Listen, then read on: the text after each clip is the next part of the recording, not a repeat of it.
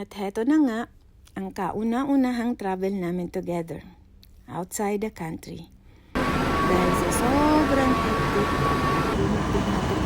ang schedule namin pareho. Sobrang excited na kami. Finally, nakulayan na rin ang matagal na naming drawing.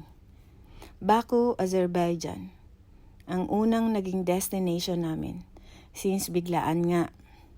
Indeed, it was an amazing experience. Napakaganda ng lugar at di nakakabutas ng bulsa. Di namin ini-expect na may snow pa pala, kaya di kami ready sa outfit. Pero go lang, aura lang.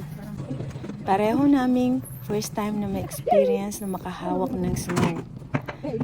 First time din namin experience ang coaster at kung ano-ano pang first time.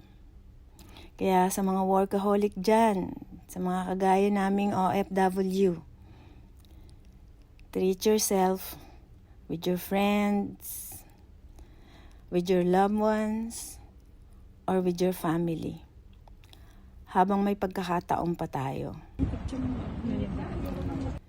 Sabi nga nila, life is so short. Kita-kits!